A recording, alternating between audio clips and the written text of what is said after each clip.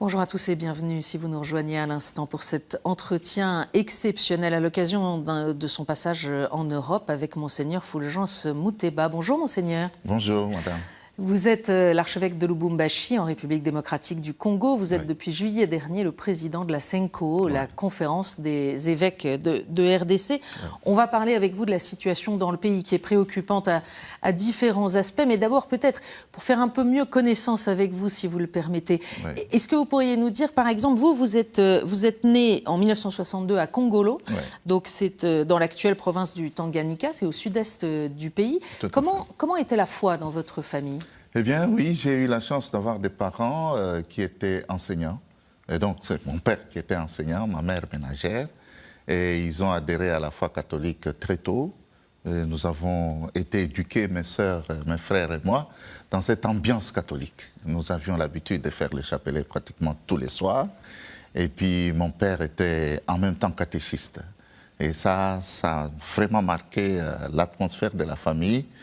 Et quand j'ai décidé de devenir prêtre, j'ai considéré que c'était tout à fait normal. Donc, j'ai voulu poursuivre ce que j'ai reçu en famille.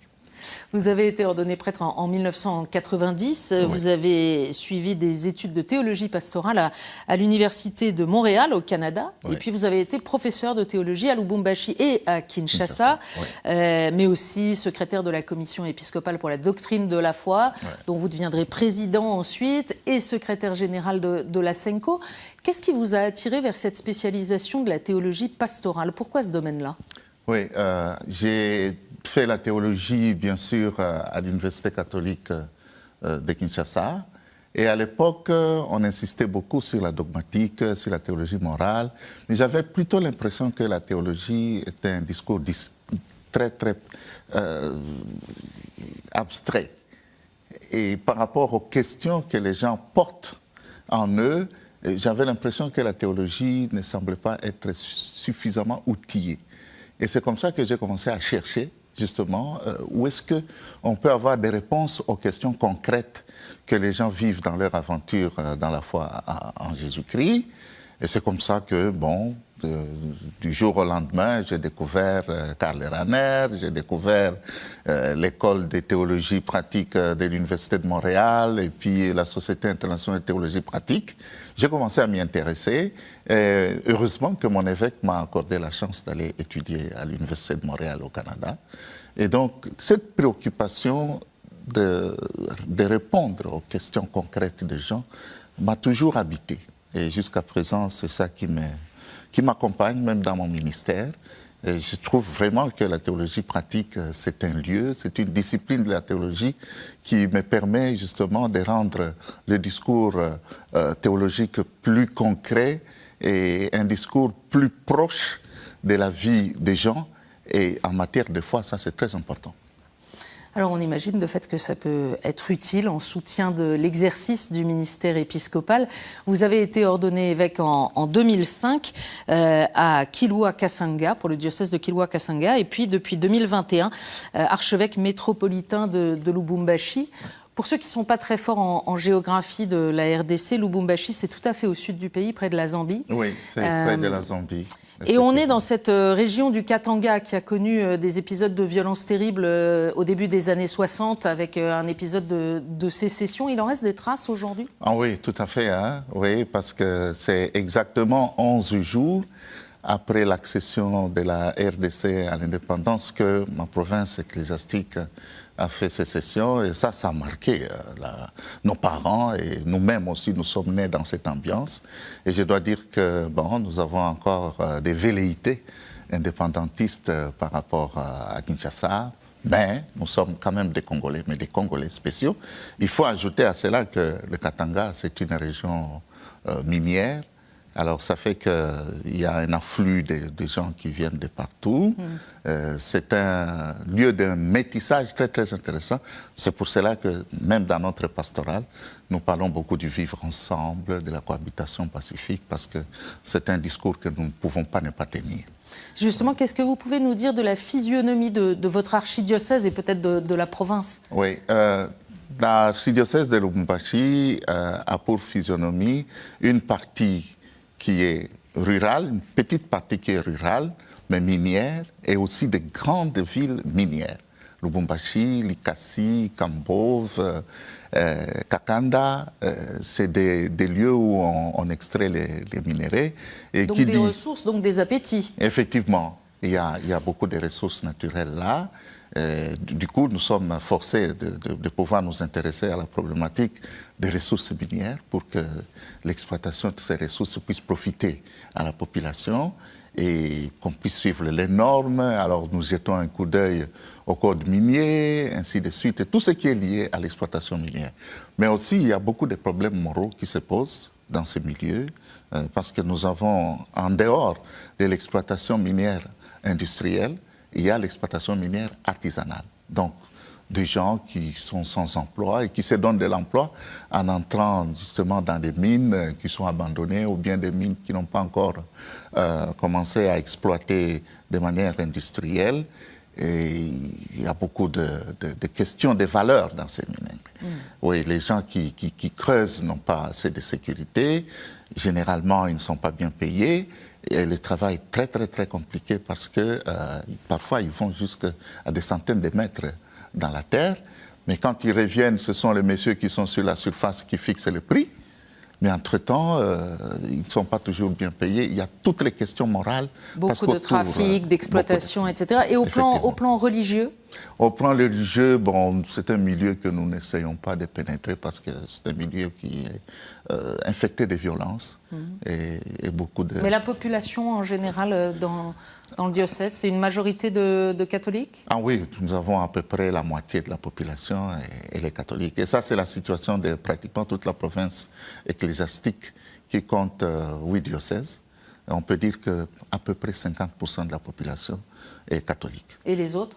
Les autres, ce sont des protestants traditionnels avec qui nous sommes en écuménisme, mais aussi un grand nombre d'églises pentecôtistes que nous appelons là-bas les églises de réveil, qui constituent un défi. Mais nous y faisons face de manière méthodologique, mais ça ne nous déstabilise pas, du moins jusqu'à présent. Oui. Monseigneur, venons-en aux problématiques du pays, puisque vous avez aussi la casquette de président de toute la conférence épiscopale. Et cette conférence épiscopale, on le sait, on l'a vu ces dernières décennies, elle ne se tait pas. Elle prend la parole dans un pays qui connaît beaucoup de défis, des défis de stabilité politique, des défis de sécurité, des défis économiques. Vous venez d'en dire brièvement un mot. On se souvient de la médiation de la Senko en 2017 et d'autres épisodes pour une transition démocratique. Je voudrais qu'on commence peut-être par ce qui trouble le plus les habitants. C'est l'insécurité au quotidien. Les évêques prennent la parole régulièrement. Dans l'est du pays, en particulier, des groupes armés, certains venus de l'étranger, d'autres des locaux, mais qui font régner une forte insécurité sur la population. Tout à fait. Nous partons du fait que nous ne pouvons pas être une église tranquille dans une société volcanique. Ce serait une indifférence, j'allais dire, doublée d'irresponsabilité. La foi catholique est annoncée aux gens qui sont dans des conditions contextuelles sur lesquelles nous devons avoir un coup d'œil. Et nous-mêmes, nous sommes concernés. Parce que très souvent, quand on parle de l'implication de l'Église dans les problèmes de société, on oublie que cette Église fait partie justement de cette société. Je dois dire que nous sommes héritiers, nous évêques, d'une très longue tradition qui a vu le jour au lendemain, à la veille de l'indépendance. Oui. Donc, les évêques ont toujours joué un rôle très, très important dans la vie de la nation. Et nous avons connu de grandes figures prophétiques comme le cardinal Malula, le cardinal Monsengo, le cardinal Etchou.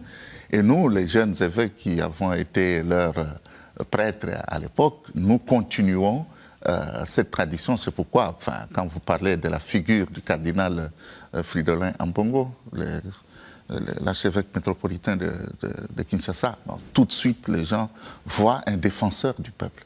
L'Église au Congo, c'est une Église qui est au service de la nation, au service de la population, et une Église qui a la chance d'avoir une présence omniprésente sur tous les territoires congolais. Alors parfois, certains disent oui, cette Église, en fait, elle est un acteur politique et elle est un acteur politique de l'opposition puisqu'elle porte des critiques sur l'exercice du pouvoir. Je pense que c'est une mauvaise lecture de la mission prophétique des évêques en particulier.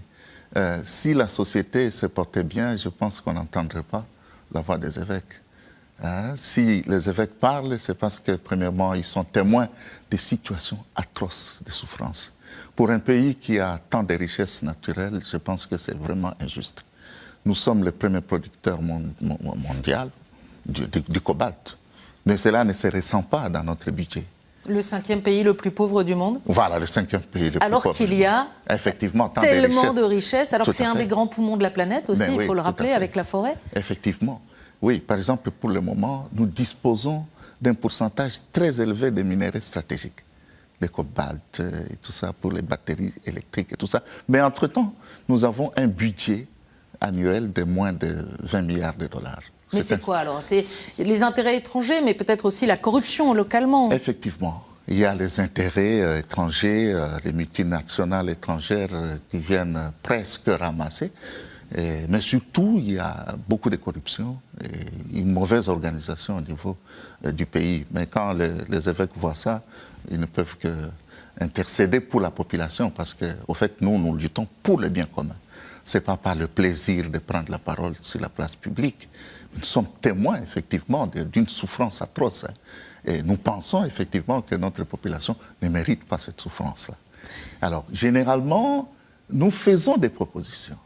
Et au lieu d'appeler ça politique, moi je dirais que c'est l'éthique de la politique que nous faisons, de la même manière que l'Église peut se prononcer sur le problème de l'environnement, on le fait aujourd'hui, ou sur le problème de l'énergie nucléaire, et ainsi de suite. Donc c'est de cette manière que nous prenons la parole. Mais nous avons une tradition quand même assez forte, et nous sommes très écoutés par la population. Et ça fait que ça n'arrange pas toujours les personnes qui sont en responsabilité. Par exemple, il y a un projet de réforme constitutionnelle dans le pays sur lequel vous avez choisi d'alerter en disant « Attention, peut-être qu'il y a des choses à réformer, mais il ne faut pas que cette réforme nous fasse quitter la démocratie. » Je résume évidemment beaucoup, mais en disant au pouvoir en place « Veillez à préserver les articles que vous vouliez que nous défendions quand vous étiez dans l'opposition. » Justement. Et ça, c'est une question de cohérence. Et une question de priorité. Pendant que le pays est en guerre, parce qu'il y a une partie du pays qui est occupée par les forces étrangères et puis appuyée par les fils même du terroir, mais on dit ce n'est vraiment pas le moment de tenter une expérience comme ça. C'est une initiative qui est suicidaire pour le pays, pour l'unité du pays. Nous risquons de connaître la balkanisation. C'est ça que nous avons dit. Et puis nous nous sommes dit, mais est-ce que c'est une priorité ? Parce qu'il y a tellement de défis à relever, notamment la construction des infrastructures, la rationalisation de l'économie, la diversification de cette économie. Vous avez parlé des forêts, mais aussi nous avons beaucoup de terres arables, mais qui chôment. Mais alors, il ne faut pas dire, entre-temps les gens meurent de faim. Ce n'est pas normal. En bref, il y a beaucoup de contrastes et de paradoxes. C'est au nom de ces paradoxes et de ces contrastes que le discours de l'Église prend une autre forme. L'Église, elle appuie aussi, elle essaye d'appuyer la préservation d'une cohésion nationale. On a l'impression que c'est très fragile aujourd'hui en RDC. Effectivement, ça c'est notre combat. Parce que nous-mêmes, nous sommes issus de 26 provinces. Mais nous constituons un épiscopat, un des épiscopats les plus cohérents, les plus forts d'Afrique. Alors cette expérience d'unité nous rend forts. Et c'est pour cela que nous voulons préserver cette cohésion nationale en disant, attention, il ne faut pas prendre des initiatives suicidaires. Et pour le bien de la paix, il est important qu'on mette ça d'abord de côté. De toute façon, nous avons donné un point de vue, et nous savons que c'est un point de vue qui se justifie amplement, mais nous y travaillons, nous pensons vraiment que nous allons éviter cette catastrophe. Est-ce que l'Église est aussi la cible parfois de l'insécurité? En préparant cet entretien, je voyais des épisodes récents dans votre diocèse. Il y a un an, vous aviez exprimé votre inquiétude parce qu'il y avait des messages sur les réseaux sociaux qui appelaient à saccager les églises catholiques. Ouais.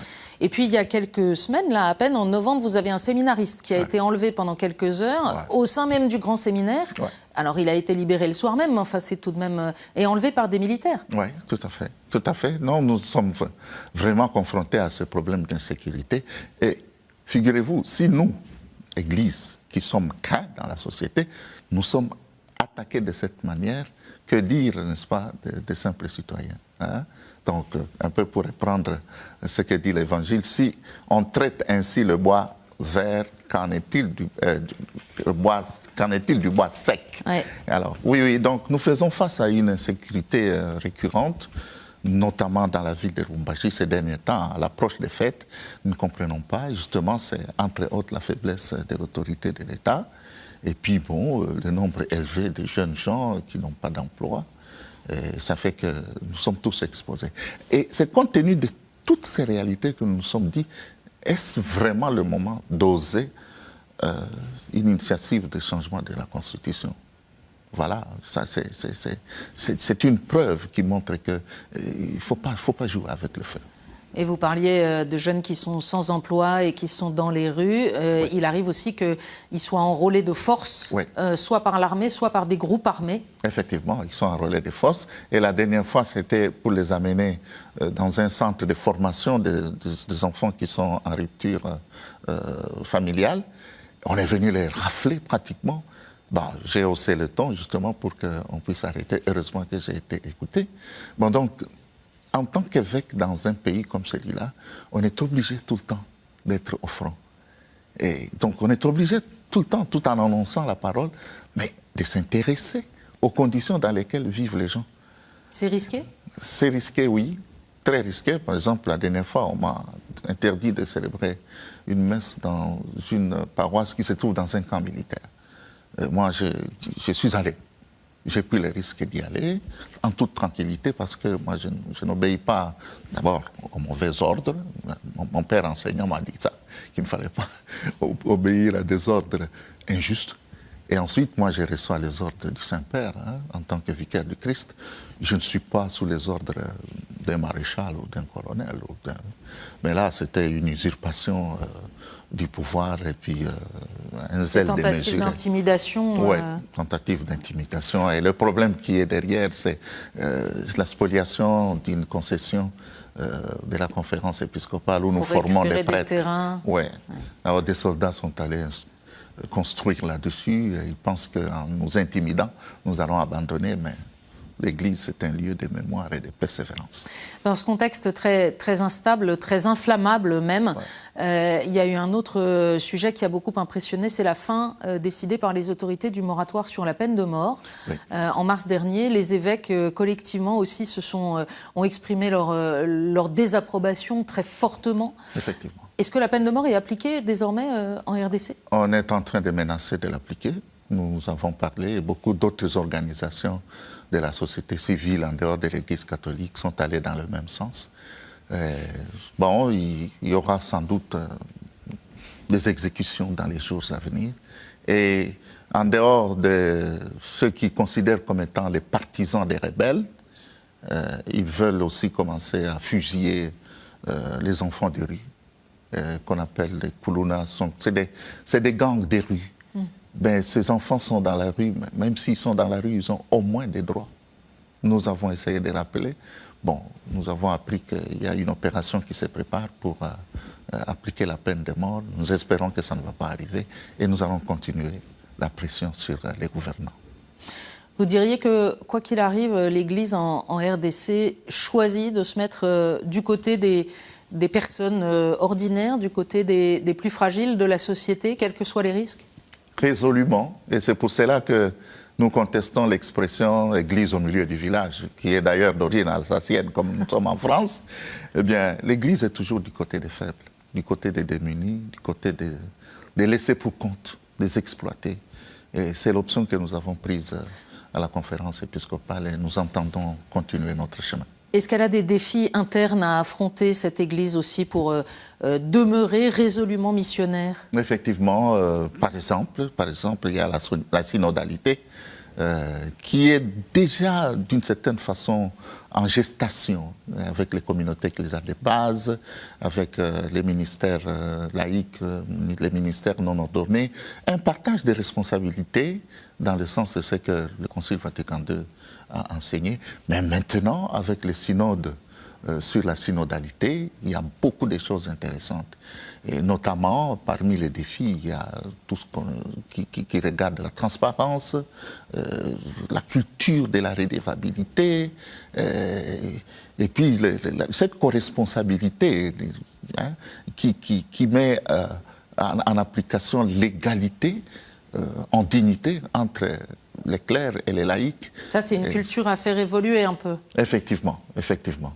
Mais c'est vraiment bienvenu parce que l'Église est très complexe et on ne peut pas seulement laisser aux consacrés de pouvoir exercer des responsabilités, mais tous responsables, tous en train de marcher pour édifier cette Église. Mais nous les clercs et nous les responsables ecclésiastiques, nous allons nous sentir un peu plus allégés, nous allons sentir notre tâche allégée grâce au concours des autres. Mais il y a des défis qu'il faut encore relever, au sein des défis, notamment une formation de qualité qu'il faudra donner parce que l'Église n'est pas n'importe quelle institution.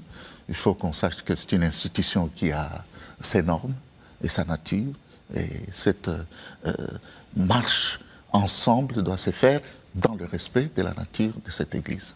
Le pape François vous a rendu visite en RDC en février 2023. Est-ce qu'il reste aujourd'hui quelque chose de cette visite en dehors des beaux souvenirs? Bien sûr, bien sûr.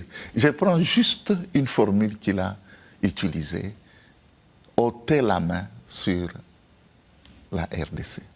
Nous avons eu dernièrement la visite dans un pays voisin, du nôtre, en Angola, du président américain. Il est venu pour une initiative justement qui montre que la mainmise de certains partenaires de notre pays sur nos richesses naturelles, elle a encore beaucoup de poids. Il faut beaucoup de travail pour qu'on comprenne qu'au-delà des richesses naturelles que nous avons, il y a des humains qui ont besoin aussi de vivre dans la dignité grâce aux dividendes que peuvent apporter ces ressources naturelles. Une question de justice. L'Église Famille de Dieu qui est en RDC, l'Église Famille de Dieu, ça nous vient aussi du synode Ecclesia in Africa et de toute la réflexion des évêques africains autour de Benoît XVI sur la manière de faire vivre l'Église en Afrique. L'Église Famille de Dieu, donc en RDC, vient de clôturer, il y a quelques jours, l'année de la bienheureuse Clémentine Anouarité. Je voudrais qu'avant de se quitter, vous nous disiez un mot de cette bienheureuse, parce que c'est une figure qui est morte au début des années 60, dans un contexte aussi de violence et de grande complexité, et qui ressemble un peu à ce que vous vivez aujourd'hui. Oui, tout à fait. La figure d'Anouarité est pour nous un motif de fierté, et surtout que c'est une religieuse. Et donc, son engagement, c'est quelque chose qui montre qu'il est possible de vivre une vraie aventure avec le Christ en République démocratique du Congo. Mais aussi, c'est une interpellation parce que, comme vous l'avez souligné, elle est morte, elle a offert sa vie dans un contexte de guerre. C'était au lendemain des indépendances. Mais 60 ans après, que nous puissions nous retrouver dans les mêmes conditions, ça interpelle. Et nous pensons que vraiment, sa marche vers la sainteté va donner une chance à la RDC de pouvoir se remettre. C'est un géant, la RDC, pour que ce soit véritablement un pays qui puisse apporter aussi sa contribution à la bonne marche de ce monde, en offrant ce qu'elle a, mais en recevant aussi en retour ce qu'elle mérite de recevoir. Vous avez parlé de la visite du pape à Bon Dieu. Nous avons gardé de très, très, très bons souvenirs et beaucoup de grâces que nous avons tirées de cette visite. Entre autres, mesurer notre capacité à organiser un grand événement sans recourir aux aides étrangères. Et puis, organiser les choses de telle manière qu'il n'y ait pas... Je pense qu'il n'y a eu aucun mort. Pas Ça signifie d'incident, que pas d'accident. Et puis des gens sont venus de tous les 4 coins du Congo. Au moins, ils ont prouvé que nous ne sommes pas seulement un pays, nous sommes surtout une église capable de montrer une autre face au monde. Donc la RDC, ce n'est pas seulement un pays de misère, un pays de guerre, de violence sexuelle. Mais non, c'est aussi un pays où la foi se célèbre dans la joie et où les gens, malgré la souffrance, gardent l'espérance que ça va marcher un jour. Monseigneur, vous nous parlez de cette espérance. Nous sommes dans la joie de Noël, à l'aube de ce jubilé qui s'ouvre devant nous pour toute une année. C'est une occasion pour faire résonner cette espérance. Oui. S'il y a quelque chose que nous pouvons apporter au monde en tant qu'Église, c'est justement cette joie de l'espérance. Malgré toutes les difficultés que nous avons, nous pensons qu'avec l'avènement de ce grand jubilé, nous allons avoir enfin la paix. Et l'Église est en train d'organiser une grande initiative parce que pour nous, pèlerins de l'espérance, ça passe par un chemin obligatoire et obligé, c'est-à-dire le chemin de la paix. Nous voulons nous engager et inviter le plus de monde possible à s'engager dans cette paix que les Congolais et les Congolaises peuvent se retrouver pour qu'ils puissent rayonner d'espérance. Merci beaucoup, Monseigneur, d'être venu sur notre plateau témoigner de cette espérance et j'espère à très bientôt. Merci.